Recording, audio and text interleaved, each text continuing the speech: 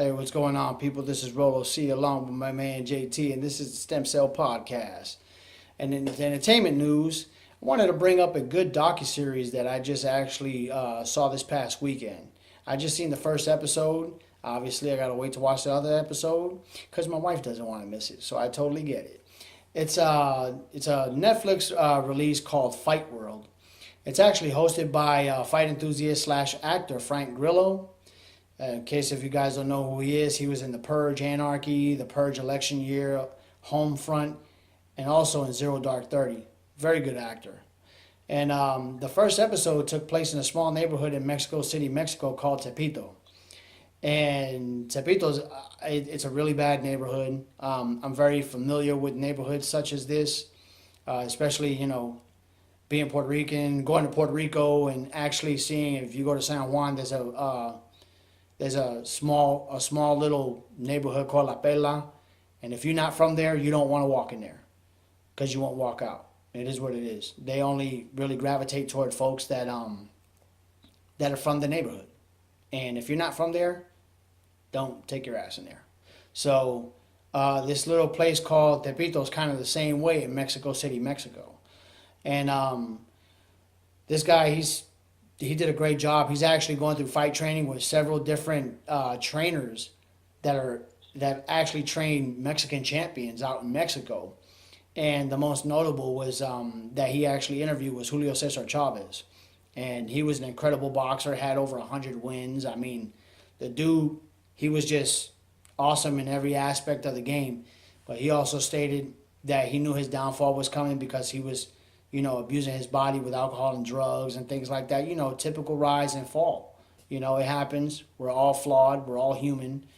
We don't know how to operate. We're not robots. And if we were, we would need oil. It is what it is. But, so he had a very great interview with him. And I just wanted to bring up, the world of boxing and MMA and the sport of fighting. This is definitely a situation in a sport that it's really based on when you see the most victorious people in MMA and when you see the most victorious people in boxing, it's not about the kids that have voracious opportunities to go to sport clinics, training camps, things of that nature. Like, if you come from shit, if you're a person that comes from the freaking gutter, and these are mainly your champions. Mike Tyson is a great example of that. Came from Brownsville, Brooklyn. Had an abused childhood. Was on his own at the age of 14, trying to do what he needed to do before he ended up meeting Customato and actually started biting. That's funny I said that. Started boxing before he started biting.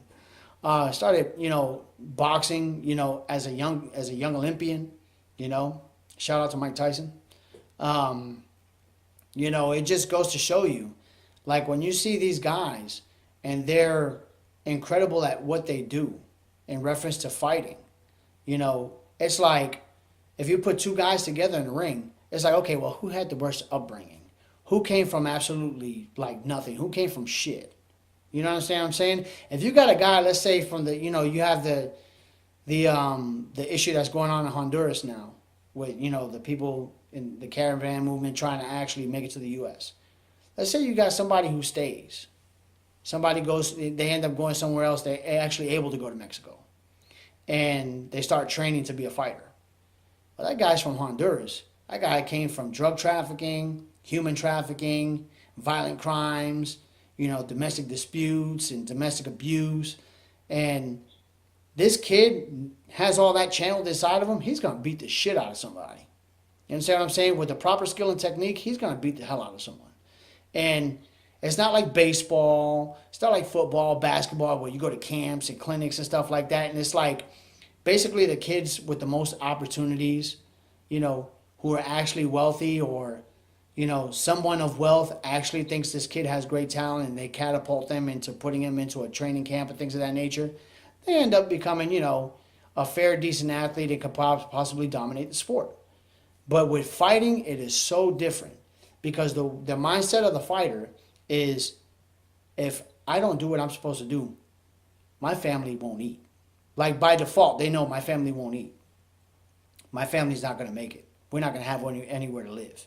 I can't live like this no more. So these guys have that intestinal fortitude to, you know, hit the pavement and just fucking run. So I was just intrigued by it, but I truly believe that fighting has more to do with who's had the worst upbringing in reference to violence and poverty, you know. So that's why you see some of your most championed athletes in reference to MMA and boxing, it'd be the guys that came from nothing. I mean, look at Manny Pacquiao.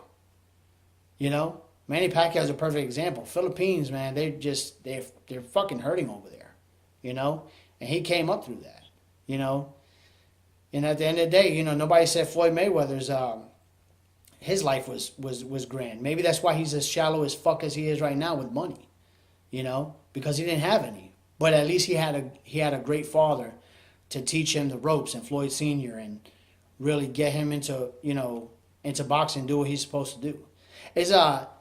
In fact, Floyd, he's from Flint, Michigan, isn't he? Grand Rapids. Grand Rapids, not a fucking great place either. Shout out to Grand Rapids though. But what I'm saying, you got to be honest with it. There's definitely not the most prestigious places in the country, and obviously a lot of that has to do with the fault of the government and alongside with people, and you get a fucked up situation. But that's my take on the fight world and the actual documentary, which is awesome. So I cannot wait, because I will be binge watching that shit with my wife this weekend. Anywho, what's your take on the situation? Okay. Well, as I explained to you prior to the show, I've never watched it before. But after doing research of it, what I do respect about this show is that, as you see, back in the days, especially in like the when we started noticing sports in the early '90s, on through there, boxing was actually the major sport. Even stuff like wrestling and stuff was actually popular. I just felt like over time, and I'm sure you probably can agree with me on this, but it seems like these types of sports have been watered down recently, and UFC, which is mixed martial arts fighting, has really gained steam, and that's due to the fact because they start booking more fights and they're fighting more often. But when it comes with this show here, it's not scripted, it's not misjudged. These are people who are coming from real hard situations and who really, really fight to earn their respect in life. And that's the thing I can respect about these folks here, because you don't have bigots getting in the way of these folks. This is like life and death for these people. So, like I say, being with that and where they came from, in order to make it out, they had to use what they're trained to do, or what they felt like they need to do to get themselves out of their situation. And they used fighting as an escape route. And whatever it takes for you to make it happen in a positive way, then you gotta do what you gotta do. So I respect these folks on this show, and I'll probably be looking at it sometime soon too, to figure out more about this type of show. Yeah, definitely. That's one of the things that I like too, that you mentioned too, is just it's unscripted, it's raw, it's uncut. Like, they put things for what it is, and I just seen just the hardships that people had to go through. Even the trainers, for that matter. You had one trainer, he trained several champions that actually fought, internationally, and fought in the U.S. and got championship belts and things like that. And it was crazy because, like, he had lost a son due to gang violence that happened back in that little neighborhood in Mexico City. So it just goes to show you that it's not only the fighters that are up there really trying to just make their staple on where they belong, but it's also the training staff too. They go through things where you have things like that come up, and it goes to show you that the grit doesn't only come from the fighters, it also comes from the training staff. So they have the mindset already of like, we're already in the bottom right now, so they ain't nowhere to go but up. So they train hard and they sharpen that damn blade. And so you put your hand a little bit to it, you're gonna damn near sever a finger off. So, I love this show. It's an awesome show. Shout out to Netflix, man. I mean, they're really doing it right now. I'm more of a person who's into docuseries and things like that. Not really too into, movies, things of that nature. Every now and then I dabble into, series like, that are from Marvel and stuff like that, like Iron Fist and, Luke Cage and stuff like that. But, I mean, I'm really heavily into the docuseries because I just love just the unscripted nature and just really seeing where people come from in general and knowing that they speak with conviction and they're not acting. So that's how I feel about that. You got anything else to add, buddy? Yeah, I agree, man. Like I say, I like say, raw and cut unscripted things. It's just like, a woman, like, hey, she don't really have to put on makeup to be beautiful. You know what I'm saying?